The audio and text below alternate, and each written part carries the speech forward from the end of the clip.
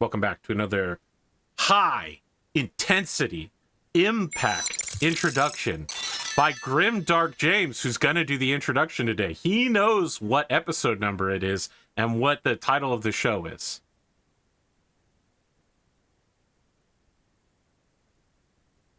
Okay, we're counting down for James. Is that what we're doing? Oh, we're counting up. So just so you're aware, James and Glimo have both decided to resub it during the introduction, so I threw it over to James. But this is King Arthur Pendragon 5.2, the Great Pendragon Campaign, episode 46. Previously on this show, we did an entire year in one episode, and we did lots of stuff, and there were a bunch of failures, a lot of failing left and right, but big up, we hired a mercenary squad. I would be hesitant to call it a company. It sounds like that entire description could have just applied to Blades of Honor as well, or both of Endosteel. Lots of failure hiring mercenaries. Yeah. Listen, having to tell the Oath of Endosteel guys that we can't meet tomorrow because Blades of Honor never met crushed them. They're so used to them being the ones that don't keep up with the time, or one of them is the one that can't make it. Now it's I can't make it because I can't film the future. I have to wait for a rebuttal from the Blades. So I've crushed their hopes and dreams in our final arc, The Last Dance. And that's probably why Red canceled, because that's his whole goal is to crush their hopes and dreams. Yes, of course. It's the psychological warfare. Yeah. We'll be playing that particular episode using Harry Potter time travel rules, which is you're not allowed to change anything you've already observed happening in the past. Because you guys have seen what happens, so you're not allowed to change anything that happens. But like Harry Potter, you can be like, oh man, the deer wasn't my dad, it was me. You could change the interpretation of what happened. That's technically Steins Gate rules, but it happens in Harry Potter, so it's easier for most people to understand. That was it. I recently fully played through again Stray Gods, and that was one of the cool things that they sort of said, once you hear a prophecy about you, then you can't help but fulfill it. So it's like, do you really want to hear the prophecy? Because once you know the prophecy, that's it. You're locked into it. Yeah. We don't talk about Bruno. No. Oh, man. And yet again, it's rules where it might not happen the way you think it's going to happen. Yeah. Well, rather than talking and jibber-jabber about prophecy, let's play this game. Just a quick note for the folks at home today. I'm feeling lightheaded, so I might be a little loopy. We open in the year of our Lord 502 AD.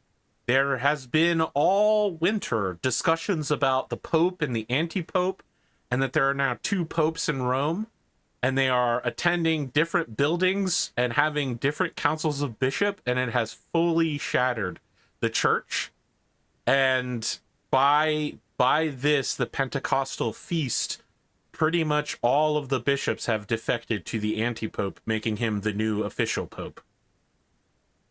Even Bishop Roger? Bishop Roger is not a bishop in Rome. He is a bishop. Oh, gotcha. Okay. He's a bishop of Canterbury. Yeah. Now, if you'd like to go to Canterbury, which I would note is in Saxon territory, and ask him what's going on in Kent, I guess you could. I thought Bishop Roger was the Bishop of Salisbury. I think he's the bishop of... Oh, you might be right. I might be thinking of Luther's bishop. Yeah. You could go to him, but I assure you that he's not in Rome right now. Kendric doesn't give a shit. He's not one of the Magoses that hang out on Earth. He's one of the Magoses assigned to a planet, you know? I also think, isn't Bishop Roger like one of the ones from like the very early, like the first encounter with the bear? Yes. Thing when you go to the little village, he's old at that point in time. Like, it never tells you in the Great Pendragon campaign when he dies, but he was like old in 480, 24 or 45, So. Well, and he's one of the ones that Bishop Roger is the one that speaks up for your at our treason trial. Yes. Yeah. So he might be dead now. Who knows? He's not dead. Not yet, anyways. Yeah. He was a man of great virility, I seem to recall. What a thing to say about a priest. A man of great virility. Countess Ellen's court is held at Sarum as per usual. Several Saxon princes are present, all of them seeking mercenaries or allies or pledges of tribute. And an emissary has been sent from King Gwgan of the Angles. He's trying to get an angle on what's going down at the court, and you may speak with him at any time. There is, of course, a corner of gossip. 2 news messengers. The Countess has specific story dialogue blocks. Intrigues are going about, and there's an extra special thing happening, because as the feast takes off, we see that Gwgan, Kendric, and Kyned have all been invited to above the salt at the high table. This new tradition is starting to pick up in the local area. People are still inventing how the rules of formal feasting will work, but in the shadow of peace that you briefly enjoy as a bastion of stability, you have some time to establish new cultural norms in the absence of everyone who was in charge of the country, because they're all dead. Kind of interest, AP. Are you reading the Book of Feasts? I have not read the book. I mean, I've read the Book of Feasts, but it was years ago. I haven't reread it.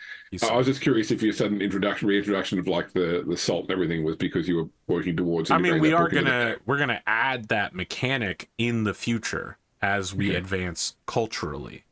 Yeah. Just like we've started talking about fancier swords and different suits of armor. Also, in my head, Ellen has an exclamation mark above her head. It's the World of Warcraft yellow exclamation mark, the 3-dimensional one. Yes, that is canon. Yes. However, at the opening of the feast, she is giving a proclamation indicating that she has spoken with Sir Gwgan's liege lord, and that he will soon be granted a fief of his own, as he is merely a steward both of the Countess and of the lady, and that when he is granted his own fief, he is given permission now to begin building a castle on it. That as a good steward of the land, he will be a good steward of the county as well. So you've got your lists of infifed manners of the line, and you may remember that your lady has offered that if you manage to keep the house together until the heir is old enough to inherit, she will give you a leal mansion of your own. That estate you are now authorized to build your own castle on. Okay, because right now I have, because Wayne had a total of, he had Shrewton plus 4 more, 2 of which, so one went to Gwent, 1 went to Terwin, so 2 are currently uninfifed. And then Gwgan is currently minding Shrewton, but was also given Winterboard Stoke as his own estate. You can choose to castle that or one of the other 2. I would point out, if you choose the other 2, you'll keep Winterbourne Stoke, and you'll get the reward from your lady as well. Yeah. Castle. Play the game right. I can move my King 2 space to the right. 3 now. Or you could declare independence from your liege lord, kill the child, and seize control of the house, causing an uproar. But as long as you have a marriage contract with the King of France, who shows up with 6,000 knights, you'll be okay. Do you ever see those like puzzles that are like a chessboard and it's like solve, like white wins in 2, solve the puzzle basically? I gave you one of those puzzles on this show. That's it. I saw one of those recently that caused a huge uproar because one of the moves required to win was the castling. And like all these people in the comments are like, there's no way you can get that deep into the game and never have moved the king or the rook, and to assume that you can castle is a complete fallacy of how these puzzles work. You shouldn't assume you're able to play, castle or en passant thing moves that require certain timing. There was a big blow up on the comments.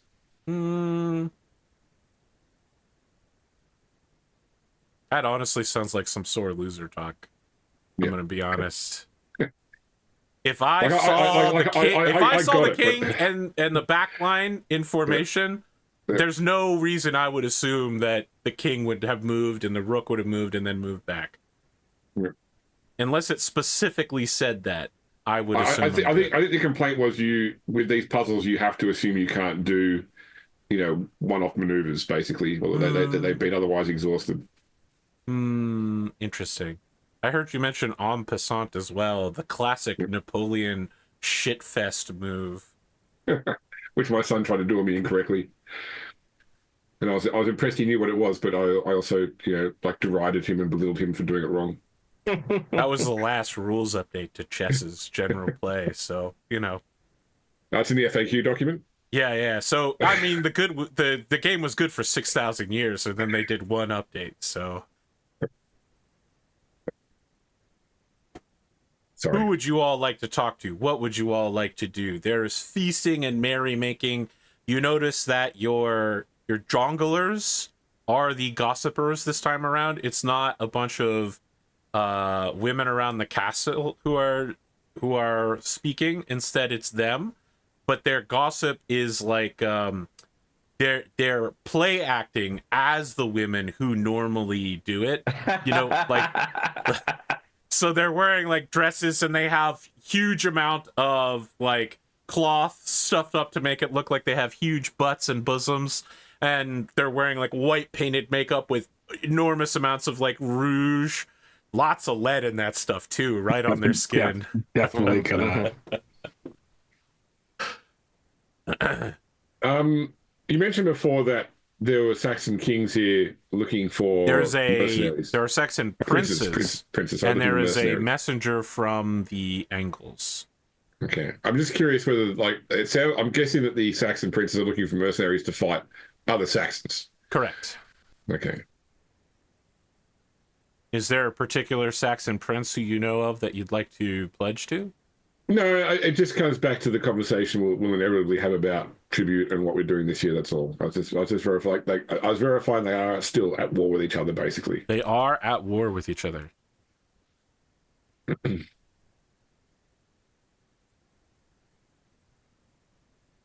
Well, don't all speak at once. If no one else has anything, I will do my usual meet with spy masters from the other courts, who I'm assuming are here in the shadows. They are here in the shadows.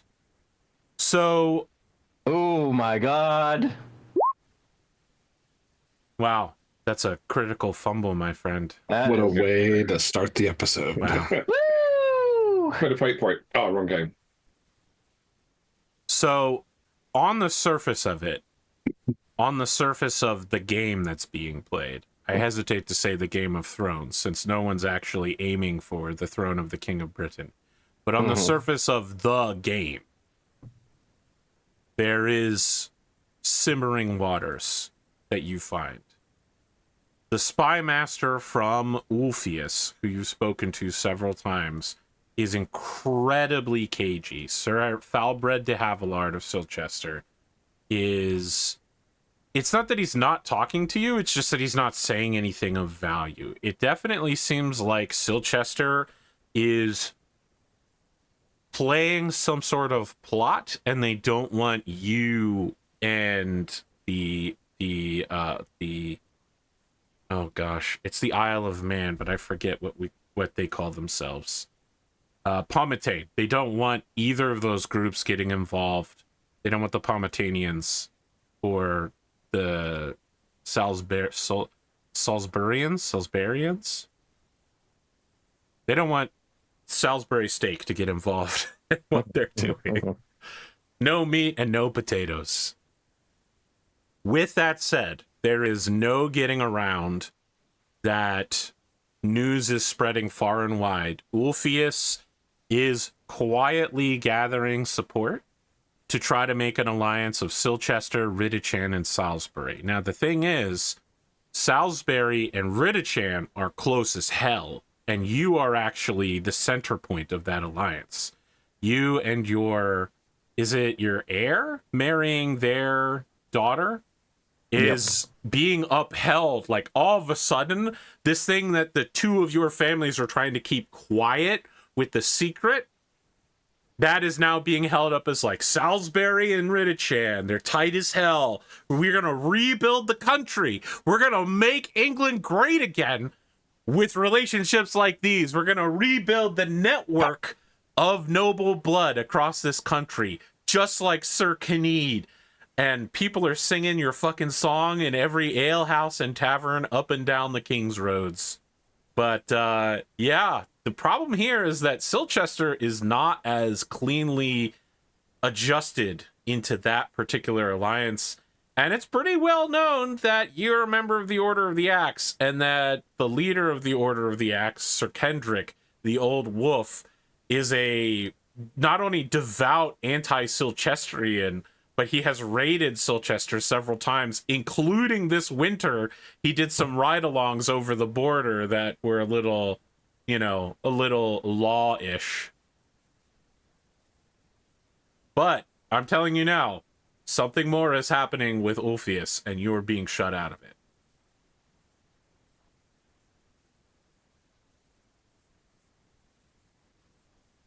Okay.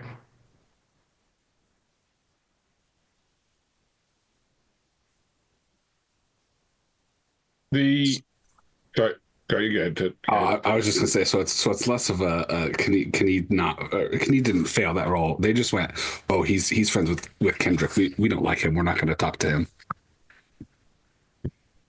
You felt it Gotcha. wrong on his behalf. Yes. I'll take the hit on this one, Kyned. Thank God that wasn't my impassion roll. I thought about it. The message from the Angles is it to the Countess? Is it to the County of Salisbury? It's a general message. The messenger is being received by anyone of rank. All right, well, I will go as the seneschal or castellan. I will go and accept the message. You go to speak with him. Rather than standing and being received, he is seated, manspreading. He is absolutely wearing clothes to make him seem like a barbarian in literal Roman terminology. Like, he has on Germanic furs. He, like something close to a loincloth. His mighty thews are showing. Is absolutely showing veiny biceps as well. Everything about this guy screams like not diplomat, but like warrior. And he gestures for you to sit down and drink with him. But he has to have a translator because even though he's an emissary, he doesn't speak your language, which seems like it could be an insult. Almost certainly was intentional. Yes, he's dressed like he's in an episode of the Vikings TV show. Yes, that's correct. At least that's actually contemporary for the time. I have come on behalf of King Quilcum and the people of the Angles. King Quilcum is the Bretwalda of not only the Saxons, but all of the Bretons and the Britons and all of the Celts.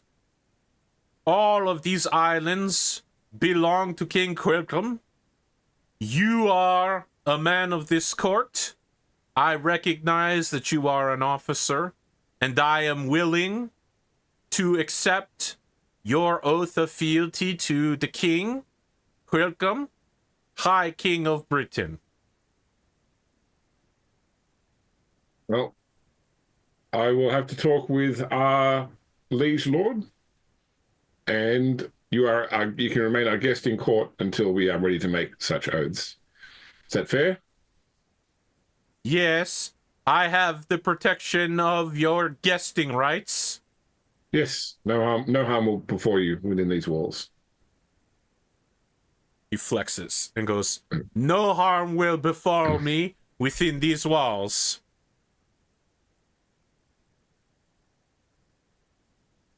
All right, I think I've had what I want from him. As you leave, he's saying something to his translator, and the two of them laugh as you get up and leave. Spoon? I would like to go find Sir Paul Oh, interesting. All Mhm. right, Sir Paul is in attendance. He is looking a little threadbare, like perhaps he hasn't gotten a new suit of clothes recently, wearing the same clothes he wore to the last Pentecostal feast. How gauche. Mm. But otherwise, he seems to be consulting with several of his personal knights. And he dismisses everyone as you come over, and he brings you in for a big bear hug. I'll give him a hug back. Sir Paul, it's good to see you. Kendric, How are you seem how well. are things? Yes, thank you. Yes. How are things going? And Things on the border are going less well than I would have hoped. mhm. There is a knight, Sir Cadder of Cornwall. He has personal beef with you, honestly, Sir Kendrick. Oh, really? Yes, you killed his liege lord. He was in personal Yeah, I service guess to that's true. Gorlo. Yeah. Hmm. And Well, he's he and his men have become freeholding knights, and they have seized a castle to the north of the Baron's lands. As you know, the Baron has been aggressive about forward defense of the county. That Mhm. has led to a disruption of the security of the local area north of Clarence, and one of the smaller, not moat, Mott and Bailey's has been seized by this Sir Cador of Cornwall, and he is holding it against all comers. We have no reason to go out and fight him. It's beyond even the Baron's generous grasp, but he has made no attempt to hide the fact that he loathes you and Salisbury and all those who participated in the slaying of the good and just King Gorlo in his eyes. King Gorlo. Can you imagine such a thing? in Gorlo. Hmm. I'm sure that those who were loyal to the old Duke would have loved to have seen him be a king, but he was a traitor, and he died like a traitor. You could see that he doesn't necessarily agree with that. Sure. I think you already know that there was some weird magic shit going on, and you were there when Uther made him bow, essentially using the sword. Yeah. It's definitely more complicated for Paul than just Gorlo was bad.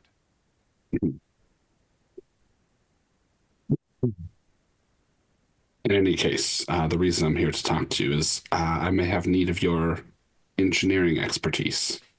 Well, if you're looking for an engineer, I have to tell you, one has arrived in London. Oh, really? A reputable Frenchman, Sir Helifer the Mercenary. The son of an architect, he was knighted by Uther himself and has served as a siege engineer several times in the past. He's been off at the continent since the fall of the court, but he has returned now and is offering his services. London's not that far from here. Perhaps you'd like to go seek him out. Interesting. Perhaps I shall. My interest is more in the expertise you have gained in the past few years of in the area of logging. I know you've been doing a lot of work for Baron Huel in that regard. I was wondering if you would have some free time sometime this summer or perhaps early fall. I was looking to put together several projects.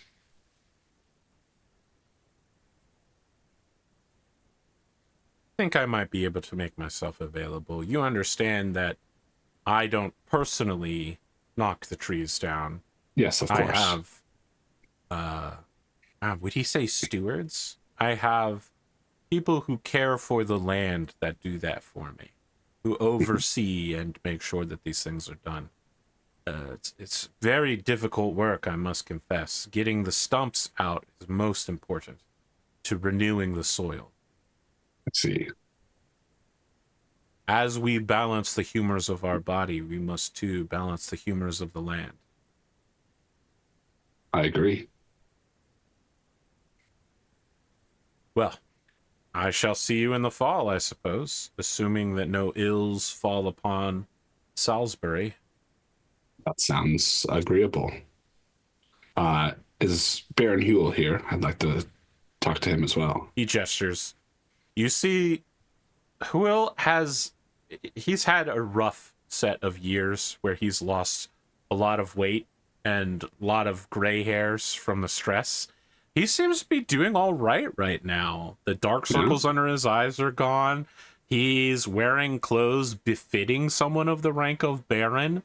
And there's an air of not being nouveau riche to him. Like, he's comfortable with his wealth. He doesn't have to flash it around, and he doesn't have to flash around his hard work. He's accepting that he's a powerful member of this court, and he looks kind of relaxed. On the other hand, he is sort of... You notice that he's going around talking to people, and he's definitely keeping a wide berth from all the Saxon princes and the messenger from the Angles. I was going to say Anglia, but I don't think it's called that quite yet. Yeah. Kendric will grab him like a mug of ale and go over and talk to him. All right. Ah, my loyal knight, Sir Kendric. Yes. My liege. I did not realize I had appointed you my cupbearer. I just wanted to raise a toast. You seem to be doing quite well. Your health looks to have improved. I've heard that you're doing quite well for yourself as well.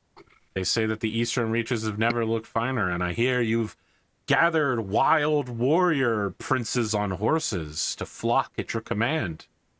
Yes, I have patronized a mercenary company, the Bright Plains Riders.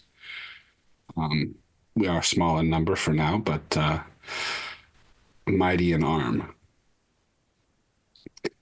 I was coming to inquire, Baron, about the progress of the paper castle. It's a lot of work to do. It can take upwards of 20 years to finish a castle. Yes, of course. I've not built any castles. Mm-hmm. Could take some. We're still trying to get the foundations right. I see. You could see that he's starting to like sweat. This is a Seinfeld skit for sure. Mm-hmm. Mm-hmm. Mm-hmm. I was wondering, perhaps if there were any issues for you that I could take care of that might increase at the speed at which it is built. Well, I would certainly not be amiss if you were to appoint someone to look over the project more directly and personally. There's only so much I'm on the road so often, and yes, of course. So many castles to look after. It's so many villages sprouting up, industry can tax the mind. And not that I would ever let the project slip from my mind, but it can hardly be said it's my top priority on top of everything else I'm handling, including business for the Countess. Yes, you are a very busy, important man, Baron. I do not fault you for that. He immediately peacocks and preens to hear one of his own knights recognizing his greatness. I will perhaps appoint a steward to take care of the details that are perhaps beneath my lord's notice. Oh, there are no details beneath my notice, but if someone could have a more strategically firm hand locally overseeing the project, it may go more smoothly. Yes, of course. Did you have someone in mind? I have a few candidates. I will have to do some work on selecting one. When I do, I will let you know. Anyone I know? I don't believe so. Very well. Well, it is always great to see you, Sir Kendric. But I'm afraid I have other business in the court. Yeah, he'll raise a mug and, carry on his way. Kyned, it's back around to you. Kyned will go and see the jonglers. All right. So, of course, they have all set themselves up. Let me tell you, found dead they were, all of them torn up like wolves. Yes! And then they throw like red ribbons around. The blood was even drunk up, their bones all snapped. Og, what was that? Dinner in Kent? And the audience is like, ha ha ha, what a joke. Oh, the people of Kent are all Saxon savages. Nay! The kidnappers tried to take the queen, and everyone's like, ooh, the queen, we love the queen, she's so beautiful. My cousin was there. He said that they got there, and the queen was hiding her face, huddling in terror. And little Morgan was just sitting there drawing in the dirt. And all about the, Listen, darlings, little Morgan's not so little. Has the queen recovered? No, that's the tragedy. She's still kind of unhinged from it. She won't see anyone but the nuns at Amesbury. But they say that they can mend her. They can also mend her mind and soul. Somebody from the crowd's like, praise God! And someone else is like, for the queen! And what do they say about this? About Morgan, and everyone's like, ooh, boo, hiss. No, we don't like Morgan. Morgan, the little darling. They educated her at that abbey. I'm sure the abbess gave her a stiff talking to about sucking the marrow from the bones of Saxons. Everyone's like, boo, we hate Saxons. Yeah, suck the marrow from their bones. It suddenly gets kind of weird in here with all the Saxon princes. The jonglers are like, well, it's time for us to go on to another act that might not cause a riot. Oh, Sir Kyned, I see you're here. Please let me take a moment to take my makeup off. Oh, you needn't bother if you're going to be going again. No, it would not be good to do a repeat performance on this. We've arranged for another play. We're actually going to do the song about how you saved that guy in the castle in that one place.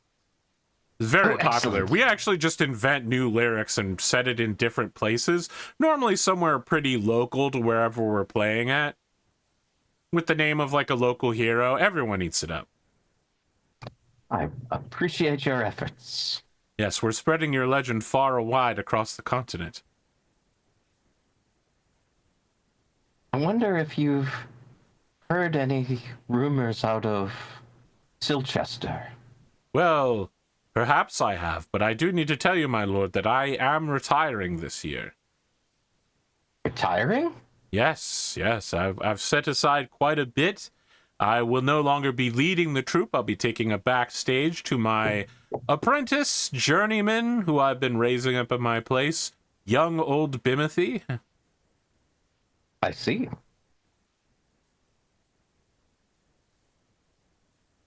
You'll be in good hands, my lord. I'd say he's like a son to me, except he's more like a nephew from my second cousin. I understand how family is. I heard you have quite the family yourself. Why, they say one day family will kill you, Sir Kyned. I've heard that.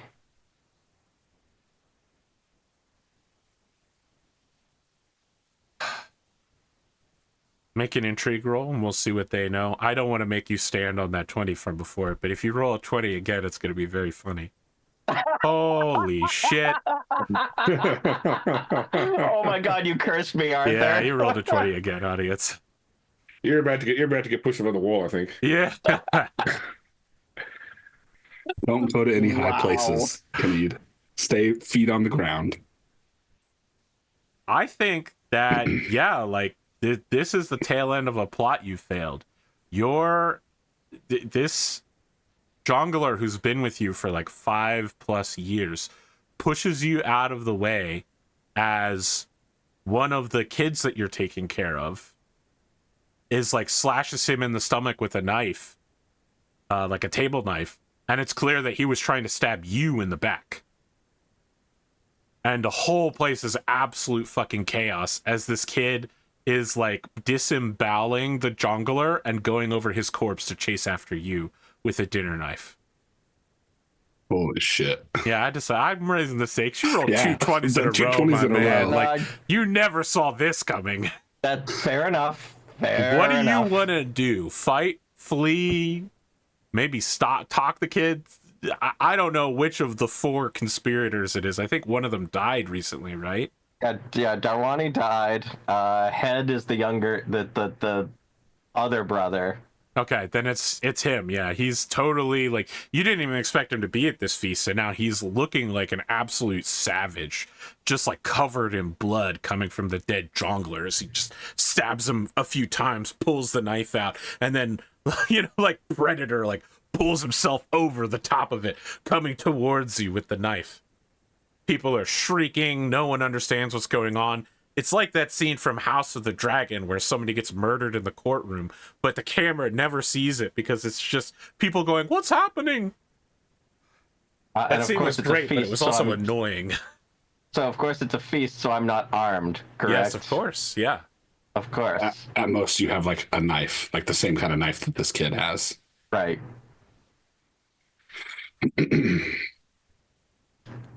Young John Umber was just offering to cut my meat for me. I'm just gonna keep making Game of Thrones references today. Yeah, Yes, yeah. I'm fucking cooking on it. How can I work Jenny of Old Town into this? I think Kyned would, being known for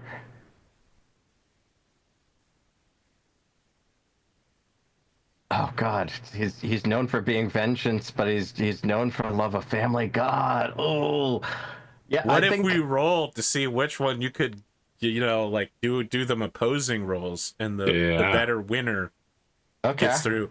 Just 2 more 20s here, real quick. Yeah, so testing vengeful is a failure. Yeah. 17, not a 20. Testing love of family is a success. Okay. Should have rolled them backwards. That would have been a crit on love of family. Boys be boys. I mean, I guess Kyned is gonna like try to talk the kid down, and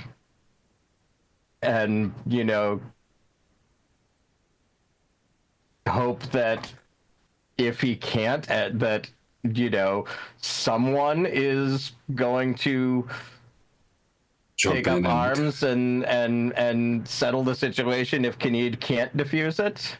I'm gonna ask you to make a forgiving roll real quick. There's no consequences for failure. There's just a bonus on success. Treat yourself as if you're impassioned, so a +5. Well, I definitely need the +5, so we'll see. Because my forgiving is 4. Yeah, we'll see. That's a success on forgiving. Didn't need the +5.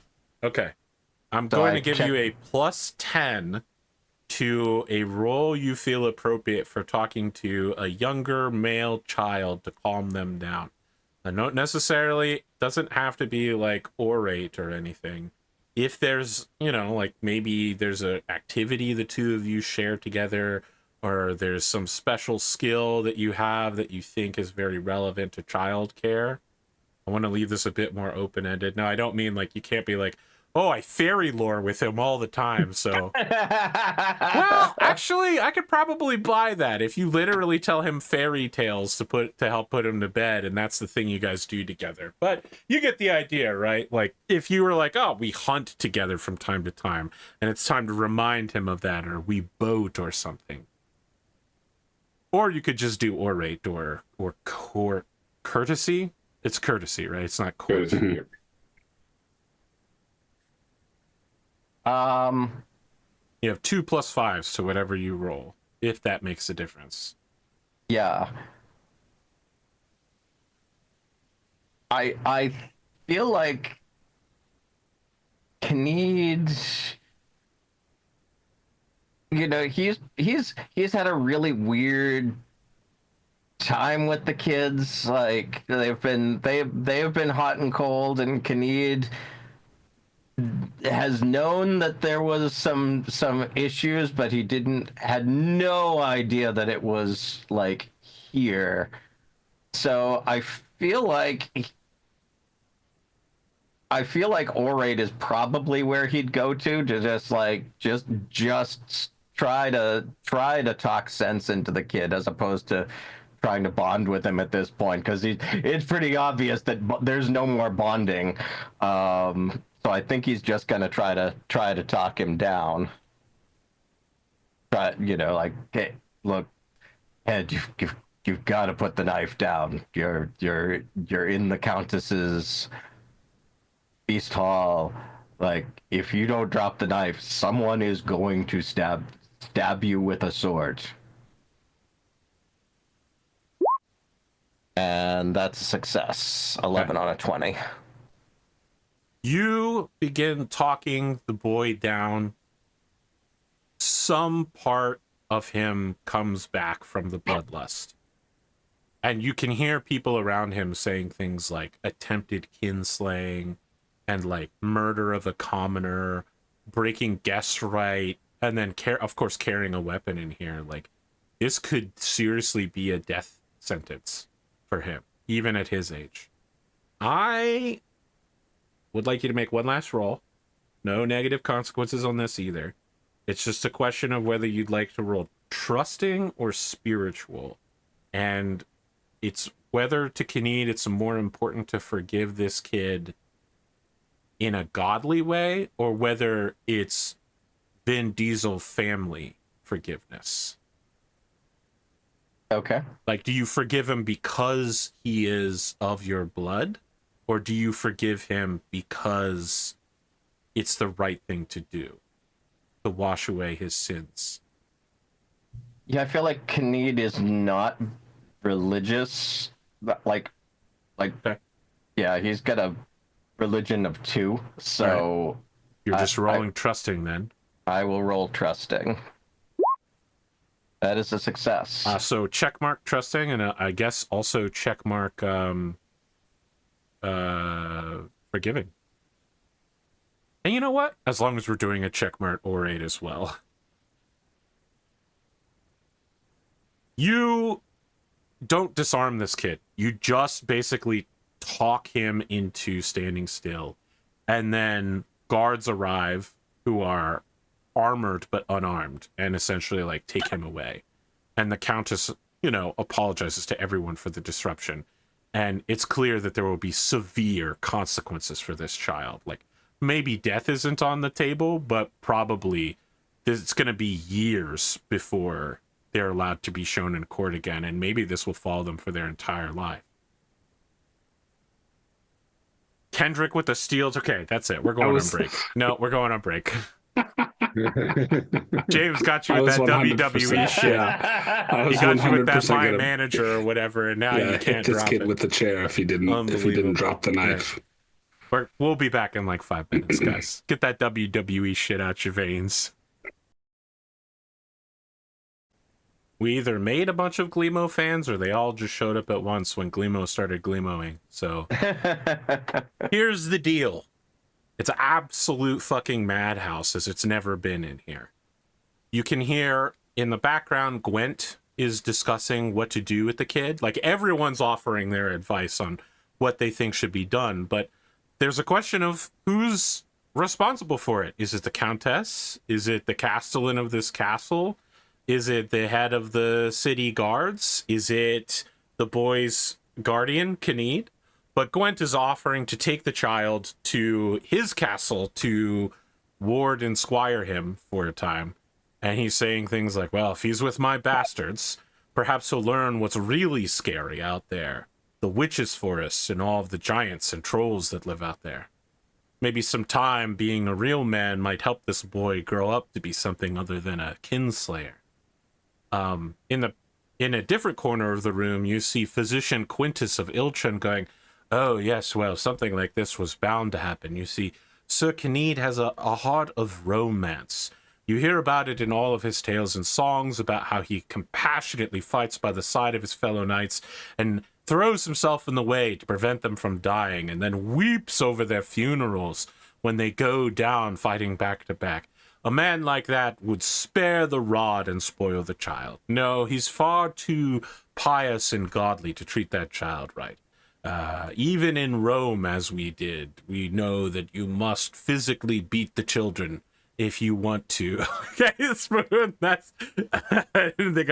Even in Rome, we know you must physically beat the children so that lessons are learned for a lifetime. This is how you can tell that Spoon has young, cute children, where I have like older teenage children, where I'm like, yeah, beat the children for sure, 100%. That's the only way they're going to learn. It's the only way they're going to learn. Yes, I've seen it many times in my life. We have a saying in Rome, and then he says something in Latin which no one understands except Bishop Roger, who is looking decrepit and barely alive, and he goes, "Ah, yes, very funny, Physician Quintus." I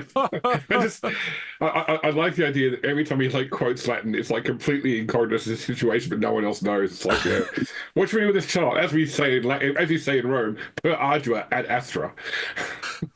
Wow. Okay.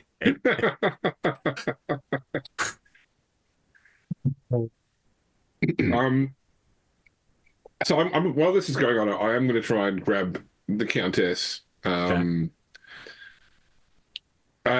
lady, I know that everybody here has a claim to know what's best for this child or how to proceed. Of course, everybody here also are your vassals. So I think that whatever decision if you make a decision here, it will be upheld by all. And I would happily put you forward as an arbiter, as both the liege lord of this nation or of this county, but also as a mother. But would I be able to speak with my brothers first, just to discuss and then advise on how we should this should be handled? I hasten to remind you, though, that capital crimes can only be judged by the King of England. But you can still decide what to do him until he can be tried by the king. Indeed, but let us be frank, that may never happen. We may not have a king in our lifetimes. In which case, yours is the law that stands. I am loath to kill children. Enough of them die already. But kinslaying is no small crime. Anyone who has turned on their father, as such, or uncle, is more than capable of turning on anyone at any time. Let me talk with Kyned and Kendric quickly, and if you can simply hold the matter until we can come back with some thoughts.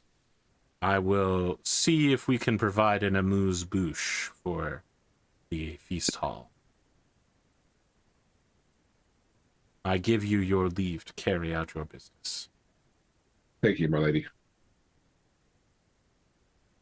We're going to try and round up these two jokers. Yeah, I mean, I think Kendric is always easy to find. Yeah. Kyned can be pulled away. Yes. I wanted to speak to you. Obviously, what happened. First off, are you okay? Is the boy okay? Physically. Do you know what drove him to such acts? I don't know. I can only assume it's leftover trauma from his parents' deaths. Look, I had a word with Countess Ellen. I think that if she were to step in as the arbiter here, no one would be able to forsake that claim. She is, of course, the acting liege of this county, and as I said, she is a mother. Lots of other people have an opinion here. Obviously, none of them have any issue with coming forward and voicing them. However, I think that she has a right to render an opinion above all. But I thought we should discuss it and give our suggestion. He is part of your family, Kyned.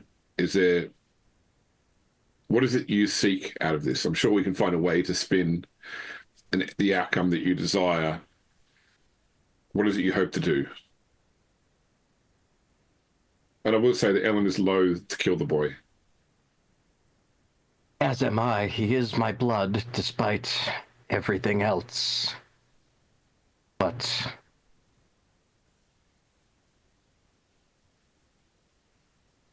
Is this a symptom of a bigger I problem? think that perhaps Gwent has the right of it, and I trust Gwent as one of the Order of the Axe.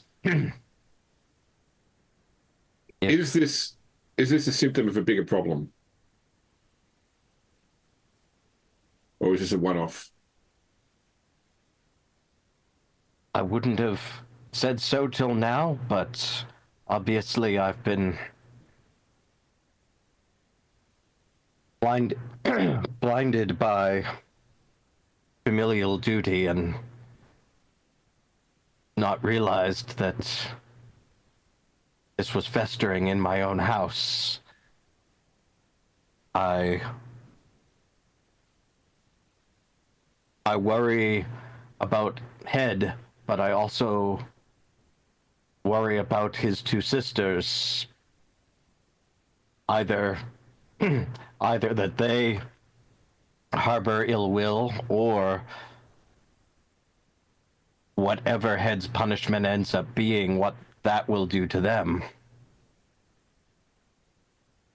So, Oh, go ahead, Kendric. I was going to say my thought. I also think that sending him to Gwent is a good idea, but if this is a symptom of a larger problem, what's to say that should he survive the Witcher's Forest? Which it's the witch's forest. The witches. Yeah, that's what I said. The Witch's Forest. Yeah. Okay.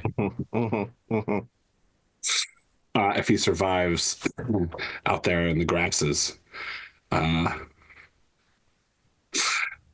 he won't return in 10 years to kill you.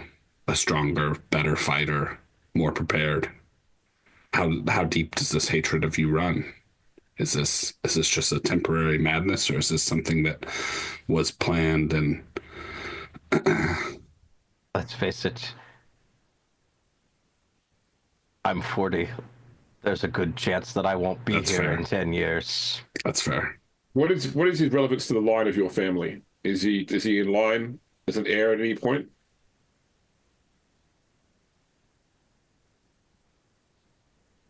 Distant. All right. So, if I could offer an alternative, and then the boy seemed struck with madness when he attacked. It would not be a hard case for us to make that he was taken by the devil, and perhaps he would be best reminded to the church. He can find solace in a life of faith, and that's less likely to create an aggressive and strong person to come back and haunt you at a later point. Unfortunately, Kyned was not the dynasty head when the boy was born, so he doesn't have a hook on him to use for him to take his vows. That's a Crusader Kings 3 joke. How old is the boy? 13. 13. Oh, so old So enough it'd to be- take the vows. It would be early for him to squire, but Too old to begin the Jedi training. Fear I sense in you.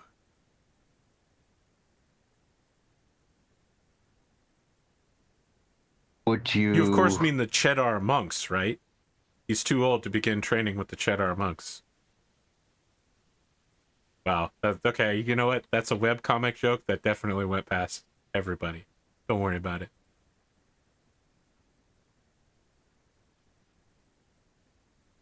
Please go ahead, Glimo. would you know of a monastery that would take him? there are several in Radichin. Although with your... I would rather him be further away from my heir at this point. Yes, that's... I love him, but I do need to be pragmatic in these matters at this point.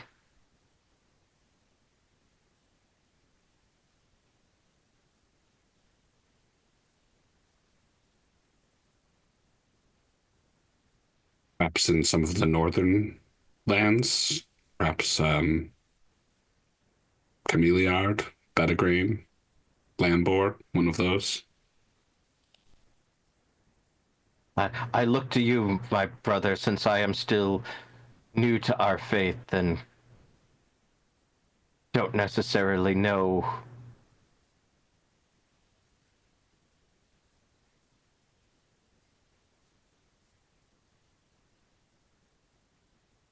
I mean, so Ridichan was discussed. Was it that too close, you still feel? Well, Ridichan is where my heir is Ah, I see. betrothed lives. We're not saying we have to do this. I'm just saying this is another path to consider. I agree that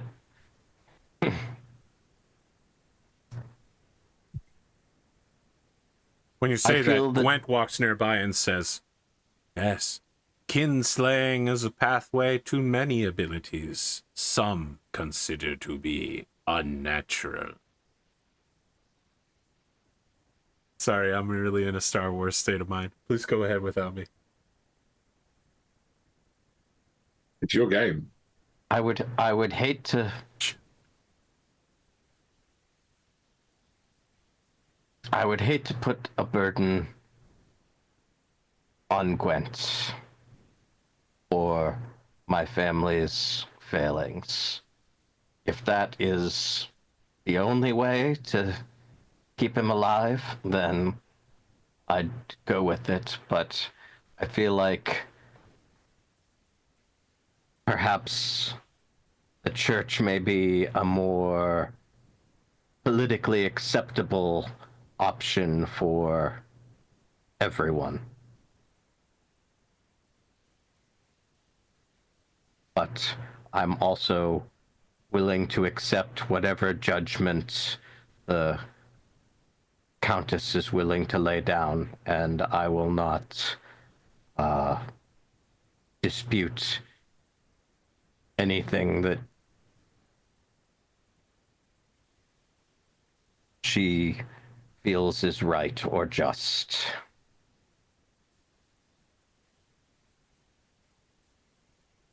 Why don't we go and see it? Give it both options. Let her decide.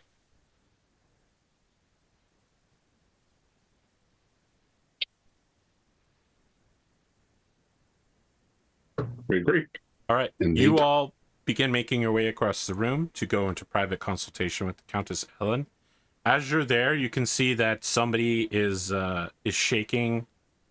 So like the emissary from the Angles is shaking one of his men, and the translator is standing over them and going, "Hey, you're finally awake."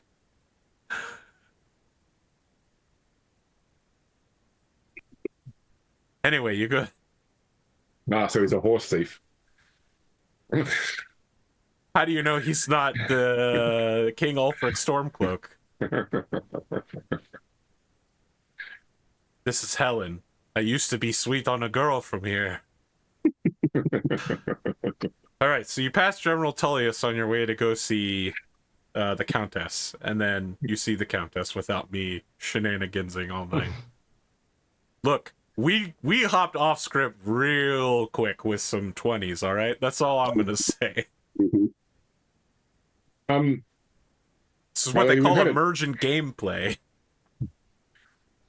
Yeah, failing My forward. lady, it is with extreme embarrassment that I present myself to you to face your judgment for my family disrupting the sanctity of your hall. I have no reason to believe that this quarrel was caused by any action of yours, Sir Kyned. You have always been a steadfast, loyal, and honorable knight.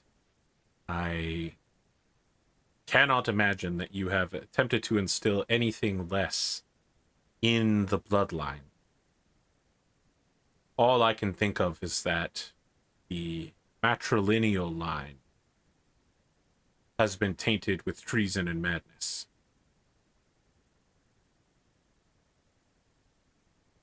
Like, is Kendric nodding? Yeah. Yeah, well, because the matrilineal line did betrayed, refused to swear to the countess, and Yeah. so we killed them all. Apparently, I didn't strangle enough people. Yeah, yeah. um, we have two different, but I think equally just options to put upon the table. One is that Sir Gwent of the Order has offered to take the boy as a ward, to raise him, to baptize him by fire as such in the crucible of exploration and battle. Um, the other option is that we declare the boy maddened by the spirit of the devil, and instead he be remanded to the church to be raised in a life of faith, to repent and grow from his actions. I think that we support both outcomes and would put it to you to potentially choose one. But I had an additional suggestion, not so much about handling this, but about how this can be turned to not so much an advantage, but an action. Once again, we have a court full of Saxons here seeking mercenaries, seeking money. We have now a representative of the Angles claiming to be the Brett Walder of all of Britain and asking us to bend the knee. I think that we could potentially say that because of this incident, we need to call an early ending to tonight's proceedings, send everybody home without answers, not because we choose to ignore them, but because our hands were tied. Violence erupted in this court and it must be resolved. And to stop and entertain Saxons seeking money would be inappropriate at such a time. It might be a good opportunity to dismiss our blackmailers without their money, but with a reason for doing so, and see how they respond.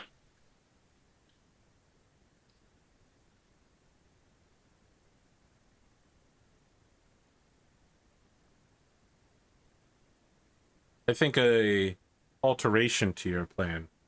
We should certainly make sure that our payments to Sussex are mentioned to the prince, but the others we simply send away with the explanation you have said, and not invite them back for further discussion in the future. I am loath to test the man who may truly become the Brett Walda of the Saxons. You mean King Sussex? Yeah, I concur that. You must realize that if the boy is sent to Gwent, he may have a path to becoming a knight and retaining his noble blood, but those lands are dangerous. I don't know how much Gwent has told you, but he has lost several sons and bastards out there. The battles against the witches are taxing indeed, and the children are young. The land is difficult. I must confess that I have been providing him, should say, I've been propping up the castle, essentially.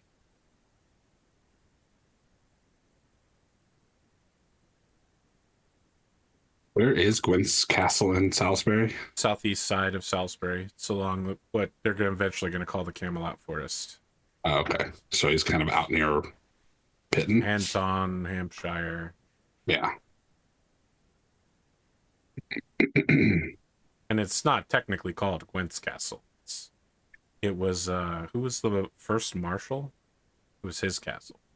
Sir Amig. Well, he wasn't the marshal, but it was Sir Amig's castle. Yes. Well, he was the guy who trained young knights, so yes.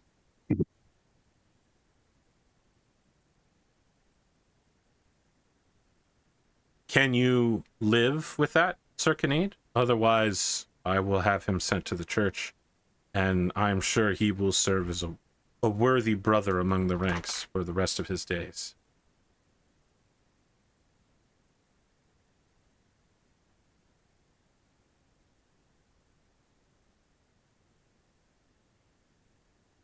just looking at what. Oh, okay.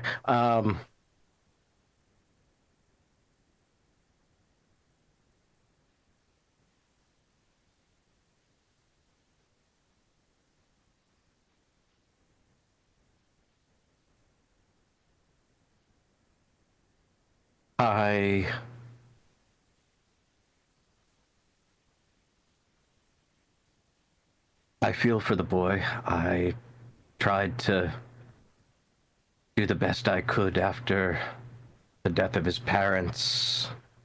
Obviously, I've failed him. I worry that by sending him in the middle of more violence, that perhaps I'm failing him again. Perhaps the church is the right answer and they can cleanse whatever demons are inside of him. I also worry what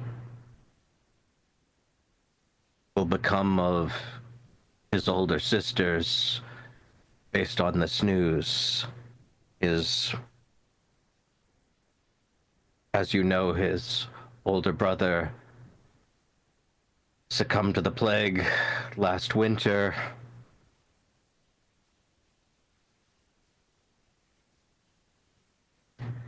Perhaps it's best that they all just take up the cloth. Glimo trying to sweep his problems under the rug here. Okay. I have a suggestion, perhaps, for a solution. Please.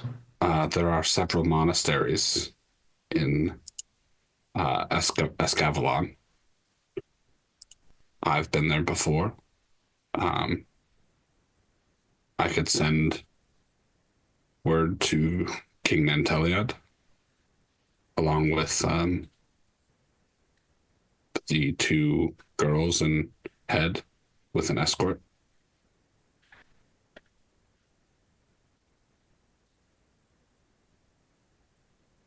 Perhaps it would be wise to consult with Bishop Roger, who's clinging to life even now. Of course, your Christian ways are your own.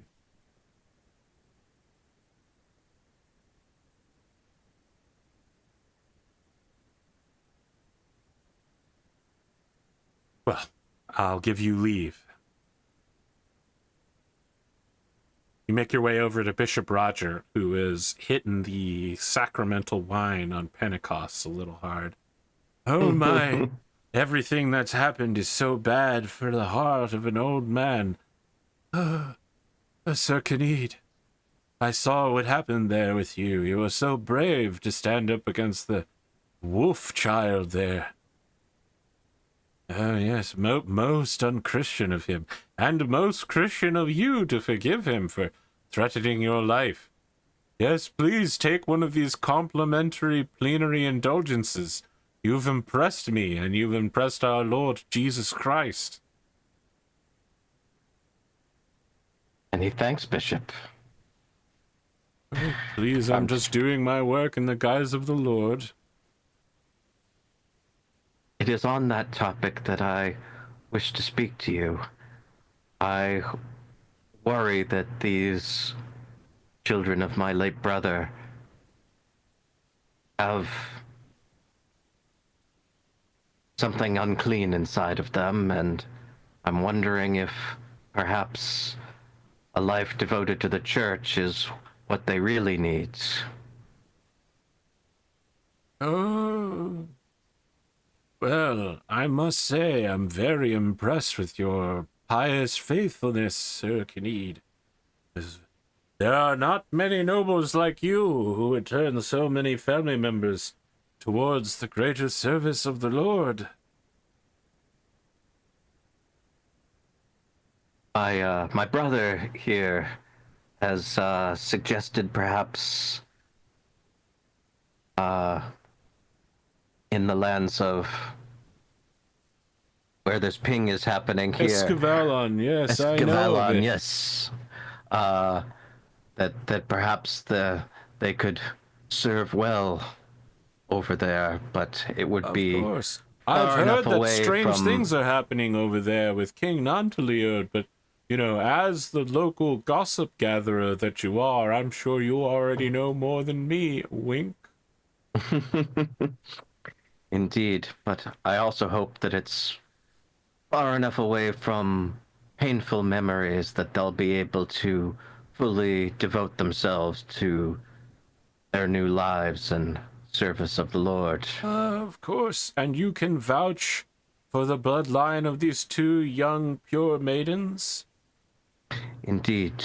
Very well. I'm sure the church can see that they are married off to good husbands should they not want to be in the nunnery. But yes, I will see to it that the Holy Father in Rome will provide you with some minor trinkets for your pious faithfulness, Sir Kyned. I'd love to give you a second plenary indulgence, but you can only give one a day. Come back tomorrow. I will take remittent care of these youth and make sure that they are treated with the justice of the Lord. I will see to it that the boy is sorted out. You know, I've been thinking of this cool idea that if we were to send rambunctious young men of the Christian faith eastward to fight in the name of the Lord, we could offer them forgiveness for any of their temporal crimes. Like some sort of long march or something. I'm not sure what I'd call it yet. I'm still workshopping the idea. The Bishop's Council has not been very receptive, and the Cardinals want nothing to do with me. Oh, I'm too old. I'm just barely hanging on. I feel like this dude's gonna be like 90 years old for the next like 20 years. My grandmother wanted to die when she was in her late 70s and lived to be like 98. Yeah. I've had this conversation 20 or 30 times. Sorry, it's not really that funny. I feel like Kyned is going to get a lecture from Mifi, who 10, 15 episodes ago told him flat out to kill the kids. Yeah. I don't think Mifi says anything. I think you see her around here in her position as she's a progress knight now, right? Yes, yes. Yeah, I mean, she's probably one of the ones that came to respond to the situation. She's decked out in the Countess's heraldry. She just gives you a significant PC glance and doesn't say anything. That like, this is a problem you created by allowing this to go on.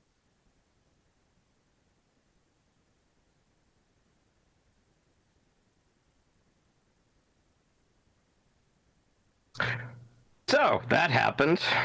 Yeah, so I guess we're canceling the feast. Yeah, I mean, I don't know if you had more you want to do at the feast, but it just seemed like an opportune moment. Yeah, it seemed like an opportune moment. These people will get lost, and like I was just going to with this Brentwater of the Angles, I was just going to basically say that we'll just keep stonewalling him with, we just need to sort out something else before we can officially respond. We need to get the okay of all the various counties, and we need to just insult him by dragging his time on. All right. Well, his wolf warrior diplomacy doesn't work very well, and he returns empty-handed. 17 of 32 knights have yet to respond with their RSVPs. So, yes, you need a majority to form the quorum. Yeah, we have to wait. We have to wait on their responses before we can get to your question. I mean, nothing we can do. It's company policy. Yes, using bureaucracy as a shield, even in the Middle Ages. Oh, that's right. I wanted to make a Middle Ages joke. They haven't finished illuminating all of the scripts on the on our treaty, so we're gonna have to draw in a bunch of little more like rabbit knights riding snails, fighting the chicken knights. Yeah, what is with all the fucking snails? I don't know, dude. That's wild. Real though, right? Like, there's tons of snails on medieval artwork for no apparent reason. Why are they fucking obsessed with It's these all the damn snakes. marginalia. And Like that's and rabbits killing people. I've not seen yeah. that. I've definitely seen snails though. Like Rabbits the killing marginalia people. on All right, I'm gonna illuminated. YouTube this. Yeah, the marginalia on illuminated scripts is wild. Is there anything you all would like to do through the campaigning season? Or should I tell you what happens in the wider world? I would like to find some contracts for my mercenary company. Very well. And I think because there's not a whole lot going on in Salisbury at this time, I think I might take some nights and go with them. Because I want to like start trying to help train Nor and get his battle skill up. Is there a particular region you would like to sell your services to? If Nanteliad is fighting in this, He is. I don't know if he is fighting this year. Okay. You didn't have time to learn about the news of King Nanteliad gathering troops, but he is indeed gathering mercenaries this year. Yeah, I was gonna say I know this is kind of like the anarchy is like kind of his rise a little bit, so I think we'll go fight for him because I think Kendric likes him.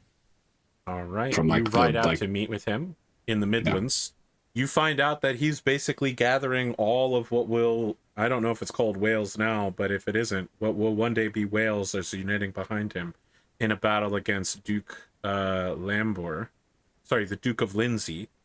And yeah, he is knocking people down left and right. I would like you to make a battle roll to see how well you sell your services. On a fumble, you could be injured or killed during the fighting. Sure. What are the chances of fumbling tonight? Could you do it a third time? No, but I do Not fail. a fumble, but a failure. You're not turned away exactly, but you are essentially stuck on garrison duties, right? Like well, it's probably not garrison duties because you have riders. You're set on police patrols. Could I perhaps? Well, that's too late. I already rolled it, but Yes, I was gonna say, could I perhaps should have argued for a bonus based on my reputation, but no, I think I'm good. Your job is taking care of the camp followers and making sure they don't thieve from the armies and the knights. Making sure, wow, I'm really going. All right, so we've gone Game of Thrones, Star Wars, now we're going Kingdom of Heaven. You're the caravan guards for, you ride herd and make sure all of the followers go in the right direction and don't kill or steal from each other or the knights. sure. Your cavalry certainly don't get any time in battle, but they get plenty of time drilling formations and doing hard camp work, which I don't think they've had a lot of time to do as young men who mostly stayed in a tower in a town. Spending, 40 days riding has certainly literally chapped their britches to some extent, and it has given them a better understanding of what it's like to be on campaign. So you will receive a very glorious and tidy sum for all of the ransoms that are received of £5, and then each of your men will earn £2, and all of your food and bedding needs are taken care of along the way. Nantaleo does not fully sweep the area, but he is highly successful at making cities surrender and sieging castles. It is a very fast campaign, taking all of Wales.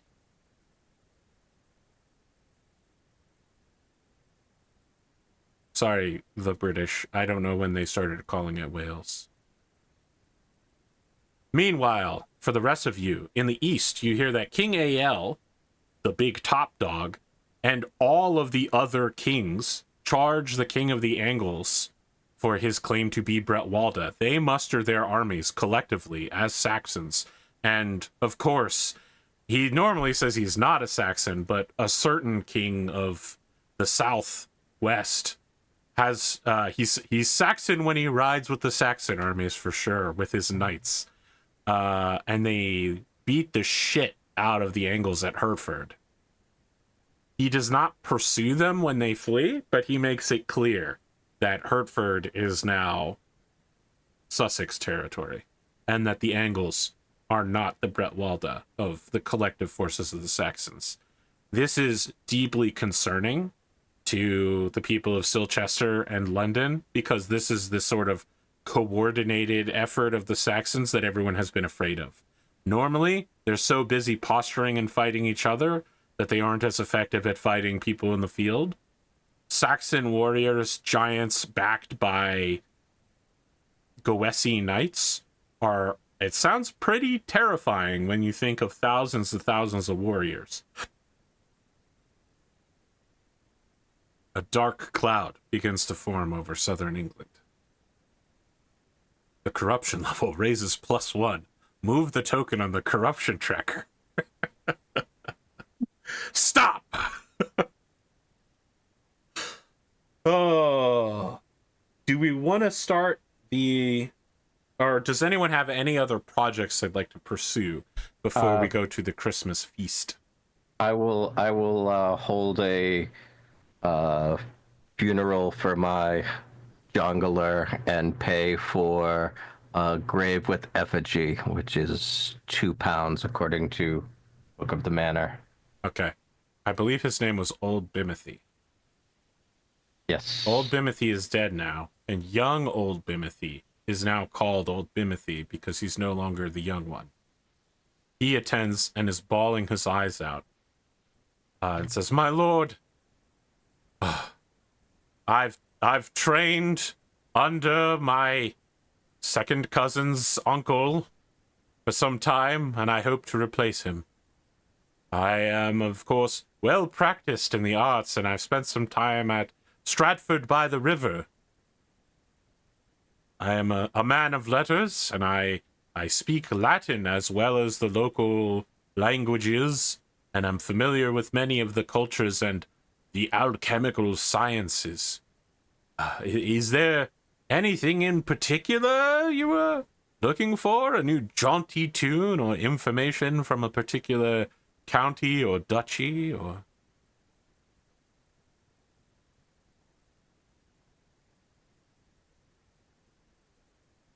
I feel that right now you should take your time to grieve and get the troop back together, and perhaps next year we can talk about new things. But for now, just rehearse and rejoice Old Bimothy's life and all of the great things that he did. He lied a lot. Indeed, he was a great troubadour. I hope to live up to his legacy. All right. Part of me is like, you should go to Silchester, and as soon as like that thought popped in my head, I'm like, no, I'm not rolling another 20. Obviously, I'm not meant to get this knowledge. Cursed knowledge. Glimo ex Duke Ulfius is enemies to bitter enemies. Slow burn enemants. You see Old Bimothy go outside and go, "All right, troop, we're getting the band back together. It's time to get on the road and tell a song. Sing the songs of Old Bimothy, the original one. We'll tell the tale of how he died bravely, stopping a crazed young child, a man-beast who had infiltrated the halls of our noble liege, Sir Kyned.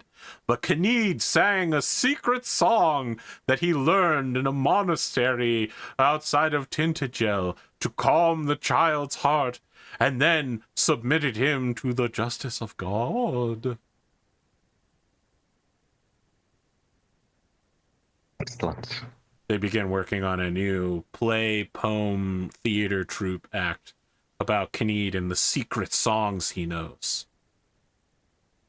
some say that when Kyned walks in the light of noon, he grows to 3 times his size. He's invincible, but only for 1 second.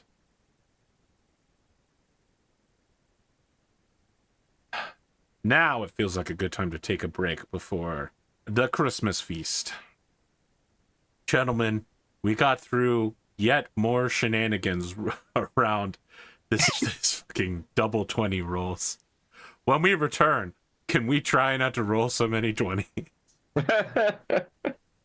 Could you talk to your dice, guys? We'll be back in about 5 minutes for the third. We're back for that third. Let's see if I can remain serious just long enough to get through the end of the show. Spoon, you said you had 2 things you wanted to do. Yes, before the winter feast, I wanted to have Sir Paul out and organize basically lumber crews for several of the manors that may or may not be on the Silchestrian side of the border. And then I also wanted to go to London to talk to Sir Hellifer, was it the mercenary? Yes, Sir Hellifer the mercenary, yes. Sir Hellifer the mercenary. I don't think there's any rolls needed. Paul arrives and sends trained teams. I think the cost will be borne by the Baron, okay. Right? For like bringing out emergency crews of people who are working later in the season than they should be. On the other side, you know, you gotta pay roaming charges for them to come so far out. But it's a travel charge. Sorry, you're having them deliver the wood to the Silchester estates. Oh no. No. We are logging from the Silchester estates and delivering it to us. I see. Because the Silchester estates do not have knights. This could be considered an act of war. Maybe. Okay. You travel through Silchester having taken that extremely dangerous choice and make your way through the woods to London. When you arrive, you see a man of African descent waiting for you at a private holding within London. Think less, it's more like the Duke's estate when you came here to see Ulfius, where he's like waiting for you on a 2nd-story balcony rather than thinking of like a townhouse or some sort of cottage. It's like it's a small but very seriously appointed place. The man turns to see you, and you can see that he has all of the nobility of a knight. But you, as you pass through his home, also see diagrams, some real Da Vincian shit. Most of them seem to be about taking down castles, but some of them seem to be notes on how one might reinforce a castle wall so it couldn't be knocked down so easily. And there's some crazy stuff in there about tunneling under walls.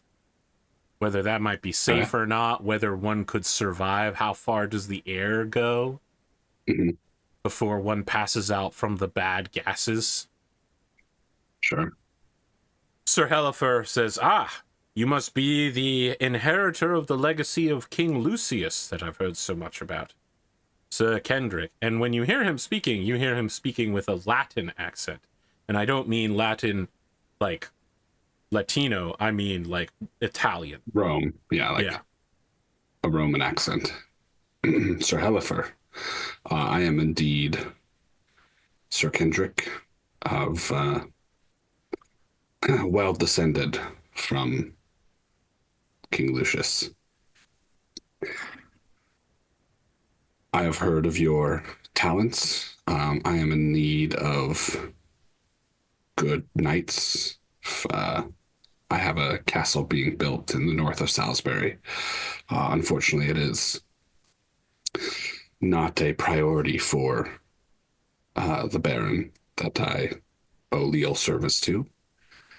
But I was hoping we might come to an agreement and you might oversee its construction and speed its completion. Of course. You should know my services are expensive, especially Mhm. for a rush job. Well, this would not. I don't know if this. What would you consider the timeline for a rush job? You just told me you wanted me to speed the construction. Yes. What do Well, you consider to be a rush job?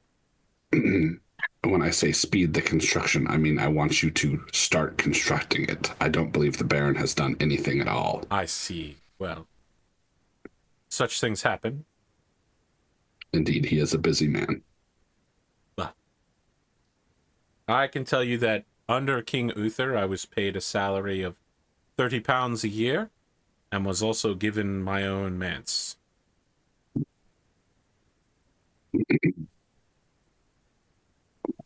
I do not have the means of a kingdom at my disposal. And times are hard.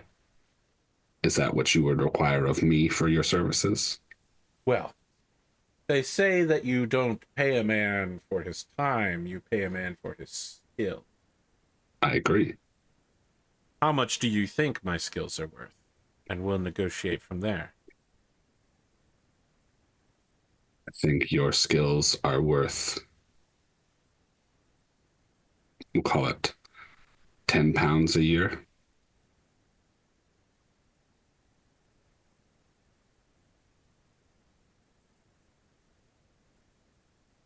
You know, my father was from Rochester, just east of the city. And when I was young, he would take me out to see these strange animals, these turtles that would crawl up from the sea. They're like armored castles, but mobile, you know. But when needed, like knights, it can pull itself inside of the shell and become impervious to attacks. I always found that fascinating. Shattering the shells and getting the turtle from the inside.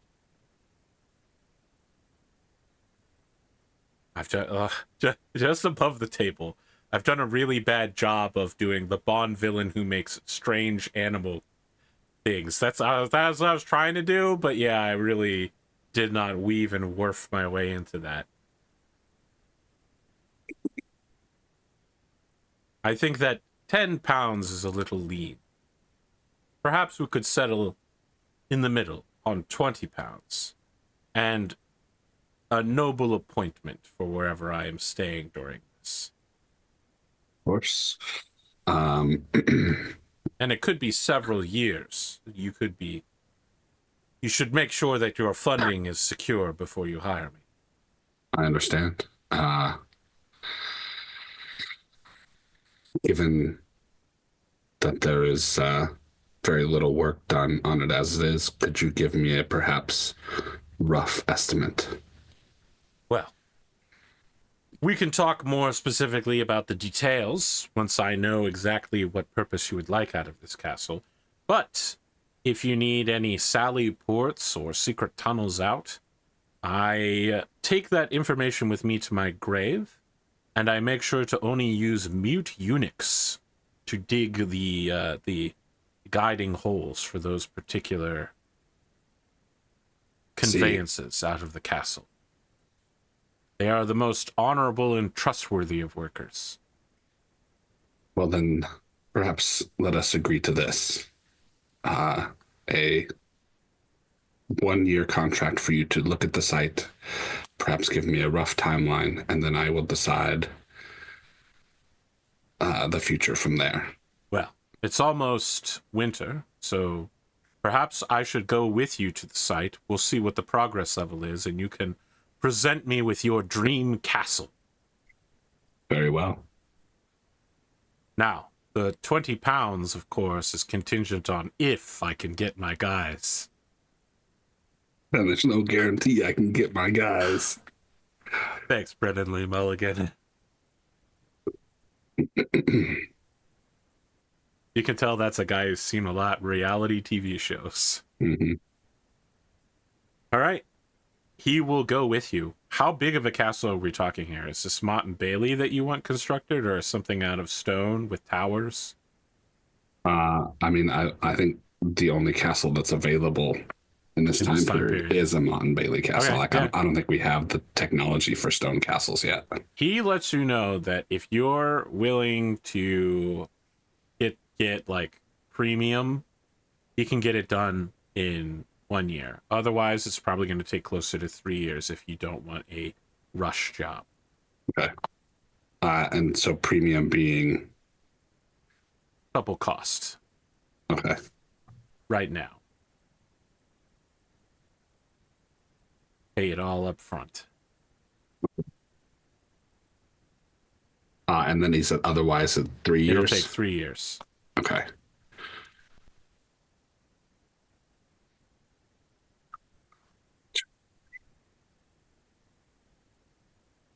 So I don't know that I have double cost up front right now. Yeah, I do not have. Well, we already know if you take a loan, Kyned will kill you. So Let's see. Kendric So can we'll, take all the loans he wants. He's not Yeah. my family. yeah.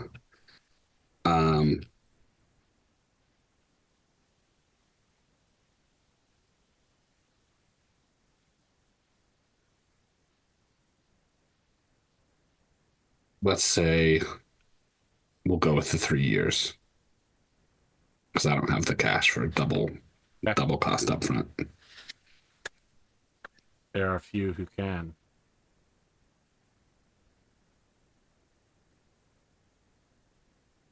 And was there something else? Did you say you had two things?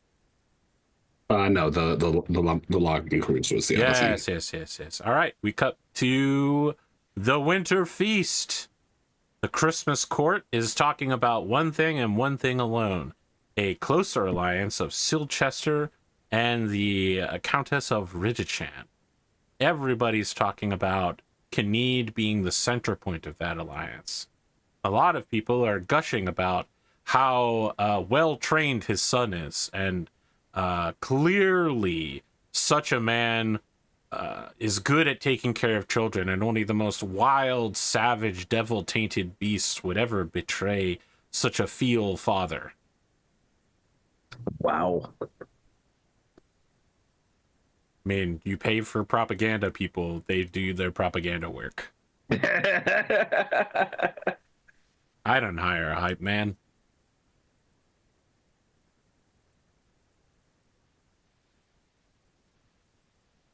What would you all like to do?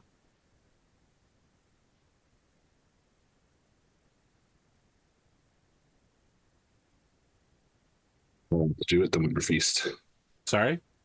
I said I don't have a whole lot to do at the Winter Feast. No. I mean, okay, there's a conversation I want to have with these two. So I will pull you to the side of the Winter Feast. Mhm. I've just been thinking, and I wanted to get your thoughts on this before I go to the Countess with it. I don't even know if I'll go with it to go to her with it this year.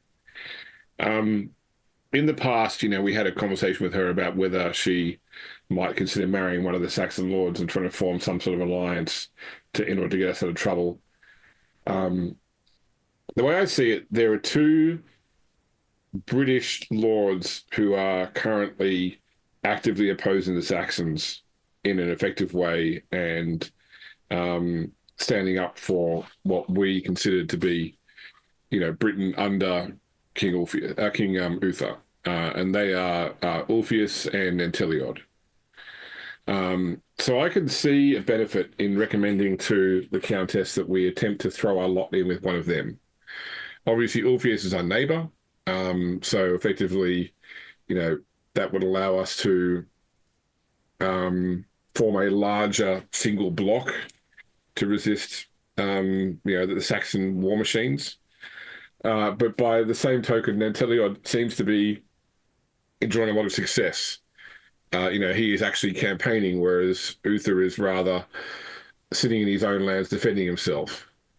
And I just worry that, if we were to align with one and then the other decided that made us their enemy, that would become a problem. And whether, as I say, we stay neutral as we are right now and wait for a clear victor or a clear power to emerge. I just wanted to get your thoughts. I feel like the Countess already has an alliance with Ulfius, given that she married her daughter to his son. I mean, we have a truce as such. We have not sworn. She's not bent the knee to Orpheus, or acknowledged him as the not as a king necessarily, but certainly as a liege, the Lord Protector, perhaps. Yes. I mean, even before there were other kings when Uther existed as well. They were just, kings under the High King. Yes. Well, I like King Nanteliod, although he stuck me on our duty this campaign season, but his Libra spends as well as any other king. But there is, Ulfius is an old man. And I'm not a fan of Ufo, the other pawn as well. I am not either. I think he is while he might be a son of a duke, I don't know what his capabilities are.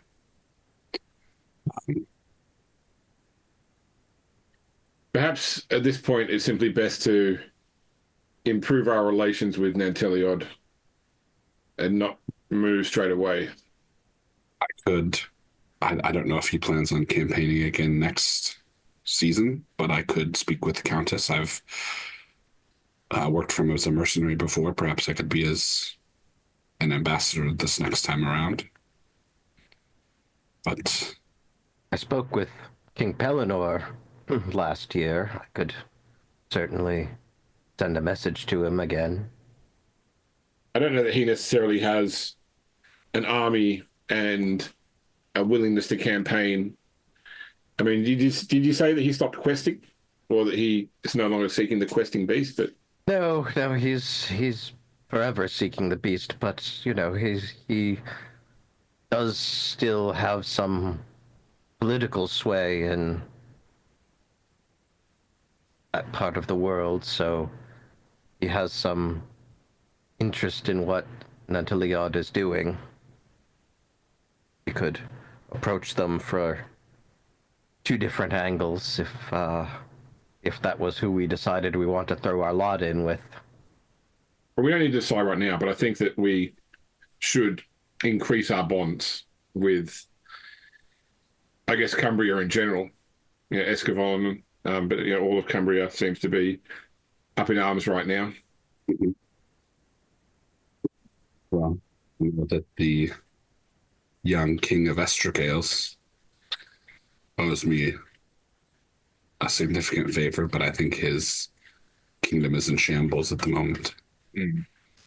But I think it would be also wise to remember that the true king is still out there, though he is young, but a boy, but he is somewhere. Speaking of boys, I mean, I'm also getting to the point now where I'm loath to recommend significant changes for Salisbury with young Robert only a few years away from reaching maturity. Indeed. Oh, also, speaking of young boys, my heir is old enough to squire now.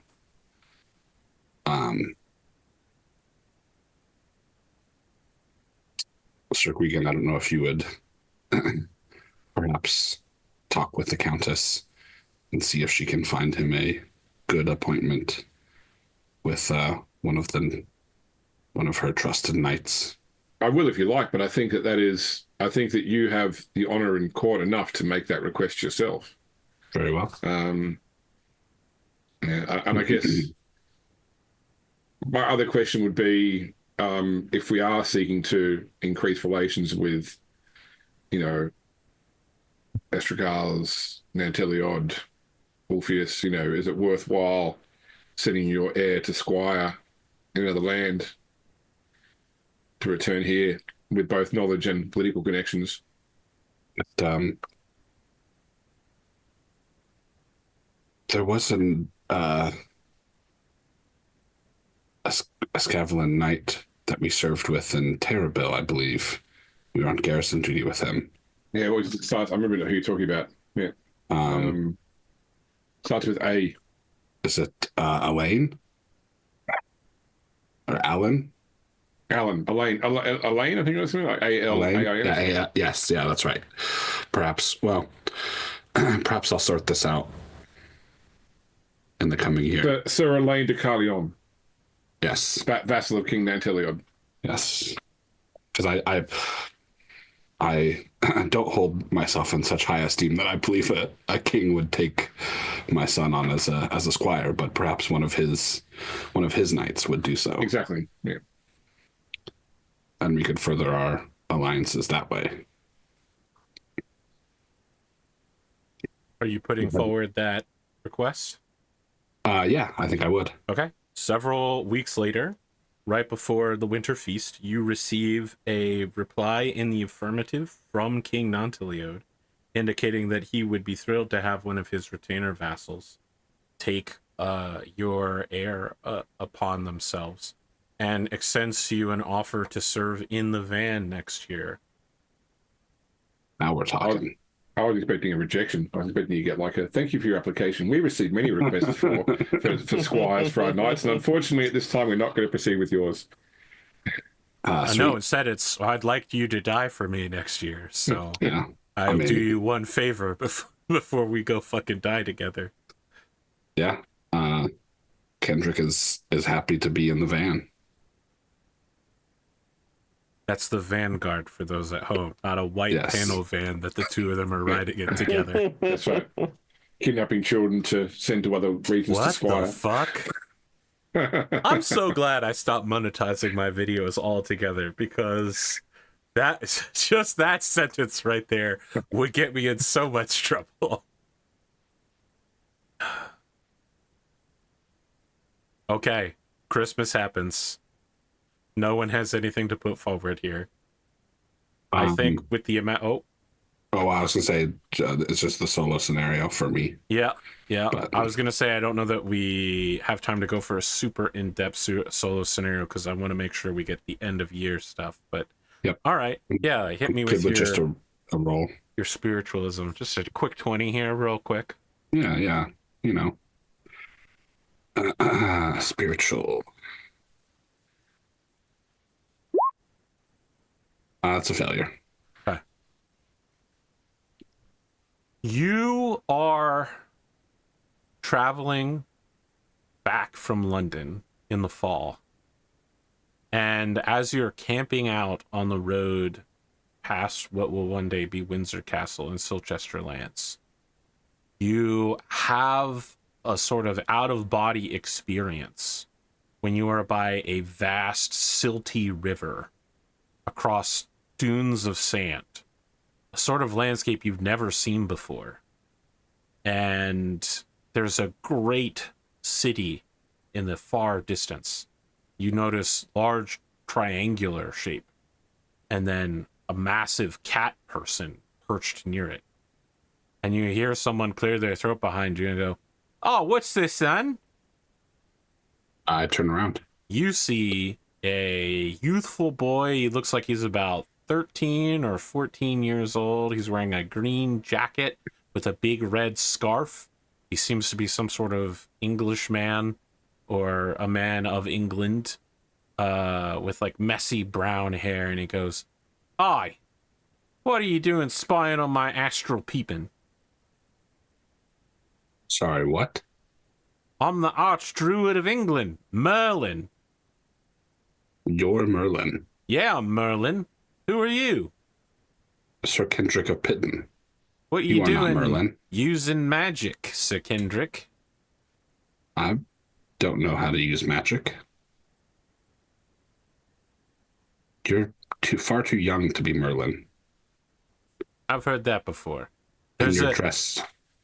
there's a bunch of I've lost the accent completely. There's a bunch of Merlins running around, traveling in different directions in time. I'm the original. The original Merlin. Yes, I'm in the ancient land of Egypt right now. Well, if you are the real Merlin, then Yes, I'm that I standing up doubt, right here, the real Merlin. tell me where the heir of King Uther is. Well, I don't know anything about that. And why is the sword in the stone not Excalibur? That's Oh, wait, obviously because I think you Caliburn answered that exists. It's question. the sword of Yes. selection. I That- mean, you do I know asked. that the sword is just representative, right? And it's culturally past. That's right. I did ask the real you that question when I delivered him to the coast. Oh, I see. forgot that. I don't know anything about the young prince. I wasn't there for that. That was probably another Merlin. Send me back. Well, I don't know how to do that either. Great. Useless as ever.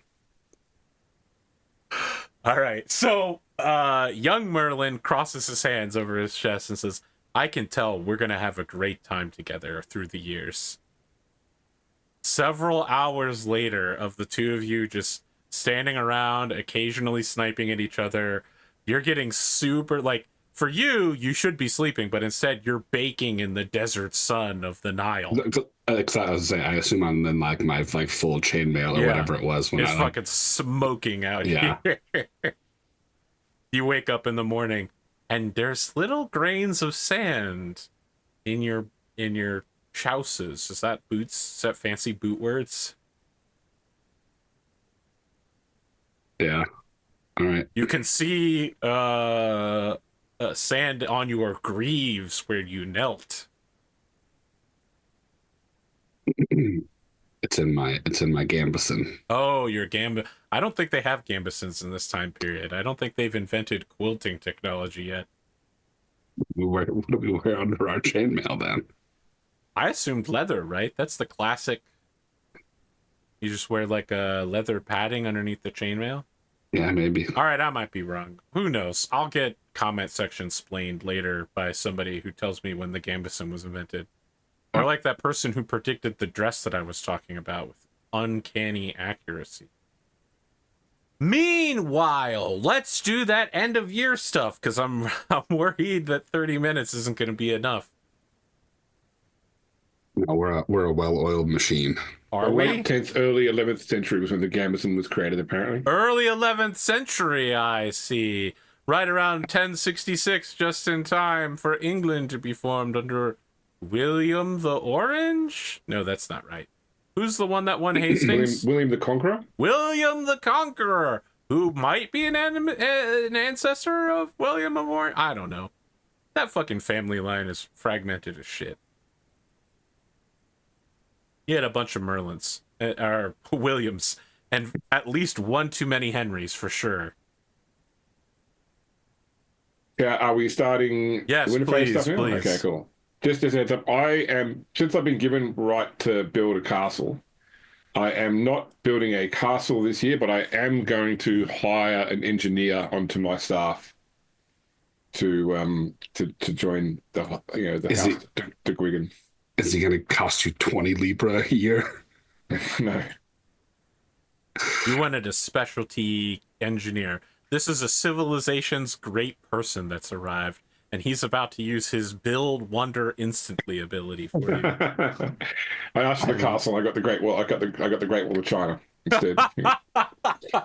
Yes, it's just called the Great Wall of Hadrian now. It's not so great. It doesn't go around the whole country. It just goes around Scotland.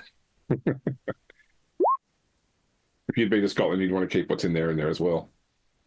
I mean, I was playing Victoria 3 earlier today, and I invaded Scotland as America.